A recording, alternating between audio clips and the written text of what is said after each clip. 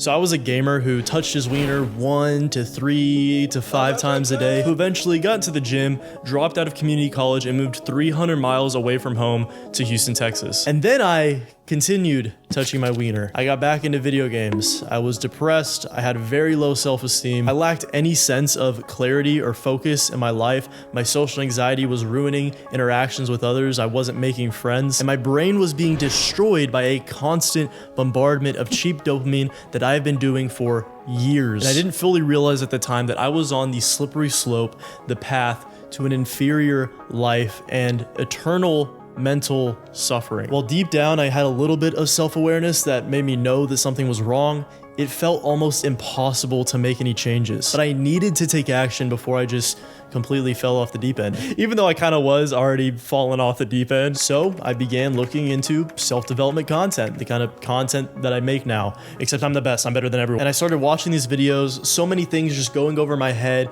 These people just seemed miles ahead of me, and my ego still didn't want to admit that I needed to take this seriously. But over time, as I was checking out these big creators, I began to notice a trend. Almost all of these guys promoted 3 habits that just seemed to be the key, the cure-all. And that was cold showers, meditation, and the scariest of all, NoFap. So I just started doing that and I was cured. My bank account was flooding with money, models were flooding my DMs, and I finally had confidence and a good self-esteem. Unfortunately, it wasn't that easy. And it actually took me 2 more years to get my shit together and implement those practices consistently. Flash forward to today, and these habits are ingrained in me. I've been doing them for well over 90 days. I am now the best version of myself I've ever been. My past 3 months have been the best 3 months in terms of my career, my YouTube. I'm focused, confident, and I have finally mastered my mind. But what really happened in that 90+ day span?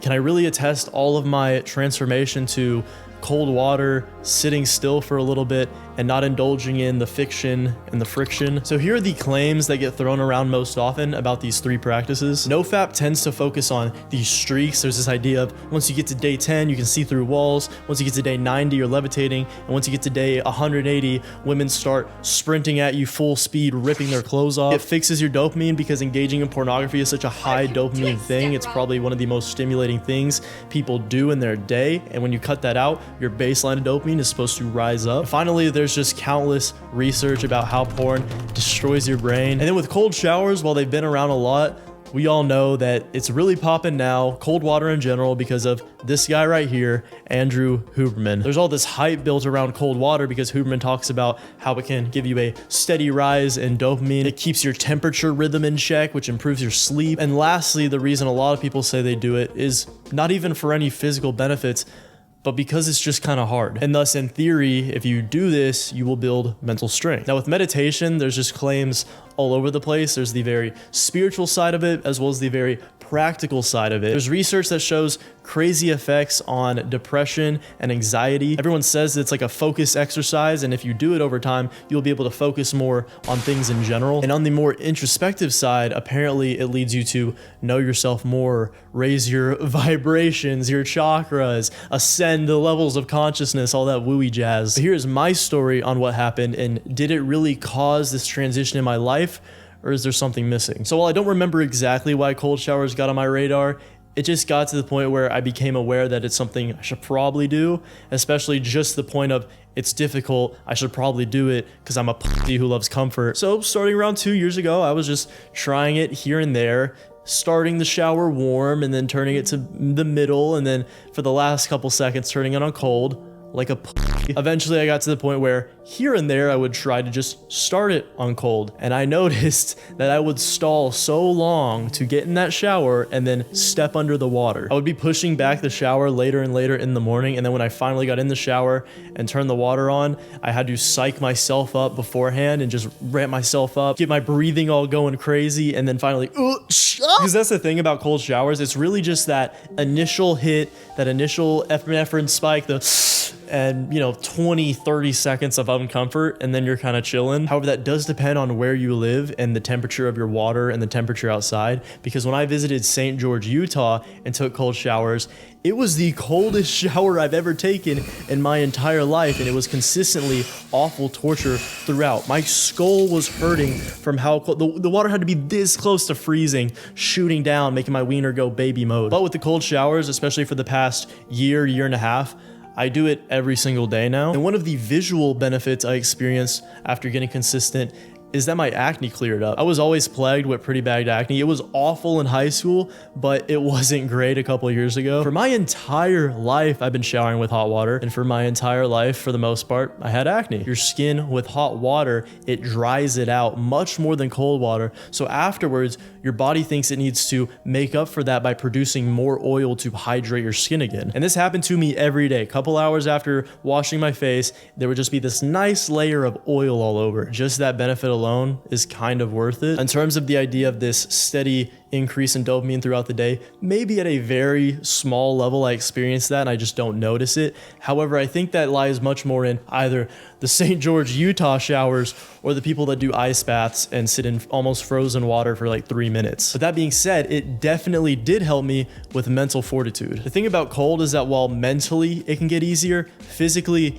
it is always difficult because it's always equally as cold. And thus every day you have to willingly lean into discomfort. And just the idea of leaning into the suffering, choosing to suffer, has me fully sold on wanting to get an ice bath in the future when I'm not living in an apartment. The cold showers, ice baths is one of those things that a lot of people will never do because they're kind of that's why it's mainly just in the self-development niche, because anyone not in that does not want to lean into discomfort ever. So fun fact, with meditation, I actually discovered it well before anything else in self-development. It was 2019 and it was a Matt Diavella video, and it was a 30-day meditation challenge, and I remember watching it, and it wasn't any wooey spiritual consciousness talk. It was just very practical benefits of doing it, and I was convinced, so I tried it. So I remember I was at my grandparents' house because I would usually go there before going to work or the gym, and I sat completely still in the recliner. It was like a 10-minute meditation, and when I emerged, I noticed a difference instantly. Now, I didn't experience ego death or astral project into the shadow realm, but I was more present, I could focus more, I was more aware of everything, and that voice, that constant chatter, distraction, stimulus that has been in my head my entire life kind of shut up. And I was training at the time, so I did this right before I went to the gym, and I noticed I was just more focused in the gym. So it was this thing in 2019 that I would just do here and there to get a little extra focus on the gym. And then eventually I realized it also helped me kind of damp down my social anxiety and be better at talking to people. So I would do it here and there before going to work or something like that. And since I was getting these benefits from it, you know what I did? I stopped doing it. And then eventually, after I moved to Houston, I did start to implement again here and there because, like I said, it helped me with social anxiety, which was something that was destroying me since high school. It wasn't a daily thing whatsoever, and thus I wasn't really reaping benefits of it because it's like an exercise. You need to train the muscle pretty often to build up the strength to where once you know how to use the muscle for things, you see the benefits. But my level of consciousness, mindfulness, awareness, all that was just far too low at the time for me to even be aware of any of that. However, one thing I did notice is when I started doing NoFap, the meditations helped immensely. Now, I wasn't doing very good on NoFap, but the meditations would help raise my awareness, make me more present to where I would kind of catch myself before I make those unconscious decisions to put myself in a situation where I'm stroking. And gradually over time, once I started doing it most days, I became more and more self-aware. And while that may sound like a good thing, it was, but at the time I was just noticing all my faults, everywhere I fell short, all the self-improvement that needed to be done. And finally in 2022, it became a daily habit and I really started seeing the benefits. I was just becoming such a higher level version of myself that I was never capable of being before. And now it is an integral part of my life. I do it every single day. As you may know, I have a 5-day guided meditation series for beginners because I believe so much in this that I created this free product. If you want it, link in the description below. Let's talk NoFap. Quitting porn was the biggest battle I faced in my entire life. It was something that would have made me or broken me. Gladly it made me. Self-pleasure was something I've been doing since I was extremely young, like 2nd or 3rd grade. And through the rest of my childhood, puberty, teenage years, I was doing it very often, and I wasn't really aware that it was that bad for me. I thought it was normal. I thought everyone did it. All these lies, bullshit, propaganda, brainwashing, I just ate it up, you know, because I liked it. And by liked, I mean I was dependent because I had a dopamine addiction. It was destroying my mental health and my self-image because I was going years trying to quit, trying to cut back, and I just failed every single time. And like that, you know what that would do to your self-image if it's like I'm not even capable of this. I would get a couple of days going, maybe even a week, and then I would find a way to relapse. I was my own worst enemy. I was like, no, stop. And I would just unconsciously and subconsciously start to try to put myself in positions where, oh no, look, I saw that. Well, I guess I got to do this now. And it took me so long to realize something that most people still don't know about NoFap. And I'm going to make a whole video about this, but essentially, you can't do it with just willpower alone. 99% of people will relapse. Because when people just decide, oh, it's bad for me, I should quit, and they just start willpowering it away, they feel like they are forgoing something. They are sacrificing this good thing, this good feeling, this pleasure from their lives. So they're embarking on this journey with all of the mental wiring, the brainwashing still instilled. They haven't put enough effort, enough work, enough learning to undo any of that. So they go on these streaks for a while. You may even break past the point where the actual dopamine withdrawals aren't there anymore, because honestly, those aren't a big deal. But they go for these streaks, 1, 2, 3, 4, 5 weeks, months, a year, and then they relapse. But for those of you who are still struggling, I completely understand. I was probably in a worse position than you are right now with it, but finally I was able to dive deep into this, really convince myself, undo the brainwashing that there is absolutely nothing beneficial about this thing. It is nothing but negative. It causes this, all the scientific mumbo jumbo I had to know, so I can't consciously pretend like those aren't facts. And eventually when you keep rewiring, you get to the point where it's actually pretty easy and simple to quit. But another thing I did that helped me a lot was that I accepted my shadow. The idea of the shadow is from Carl Jung, and it's essentially all of these things that about ourselves that we see as negative. We hide it from ourselves. We pretend like it's not there, but it's there. And clearly I had an addiction caused by brainwashing and dopamine, but there was also a deep part of me that just had these desires. But when you accept your shadow and implement it, you gain control over it. And thus you can take that energy that some may see as dark or evil energy and turn it into something productive. You can turn it into something of creation. I can put it into my content, into my business. This is something that every man needs to conquer. NoFap isn't just this good habit, you get these streaks.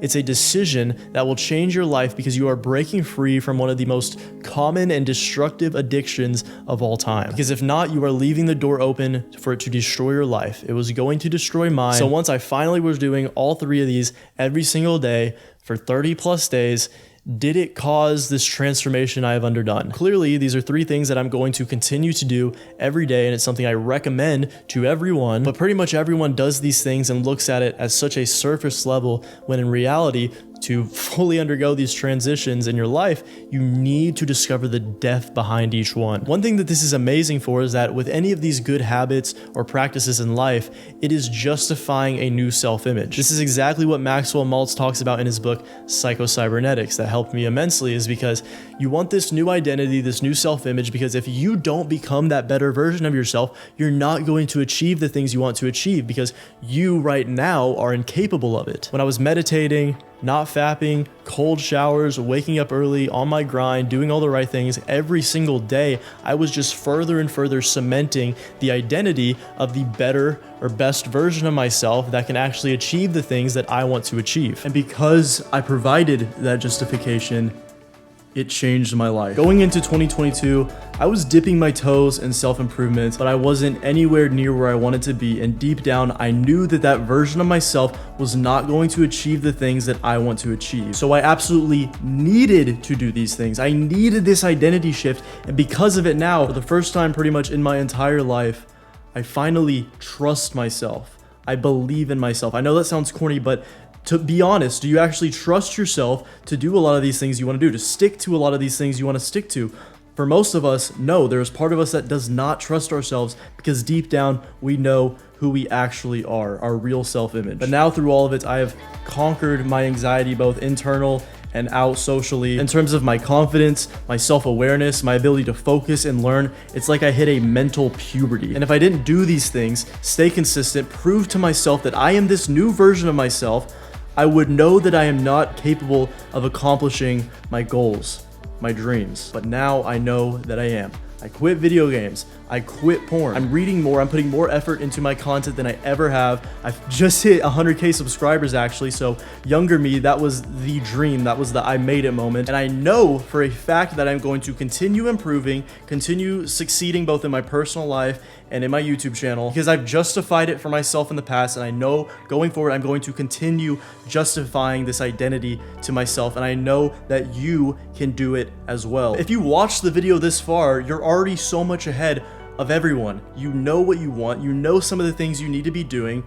And I know that you are capable of it. You are capable of that consistency. You are capable of leaning into suffering for the long-term rewards. And while all our goals may differ a little bit, good places to start are quitting porn, cold showers, and meditating. Because you're going to raise your base level, and all of a sudden, all the other opportunities, all the other good habits, good practices you can apply to your life become achievable. And if you slack off too much and you don't provide the justification, your subconscious is going to see through your bullshit. I hope you're inspired to try these 3 things. Please comment below if you have tried it or you're going to, your thoughts on it. And of course, with everything in self-development, especially these 3 things, you're going to need consistency, and you probably struggled or are going to struggle with consistency. So in this video right here, I explain why and I explain how to fix it. Check it out if you want. I have another video right here. Check me out on Instagram. Check me out on Twitter. That's it. Bye, bye, bye.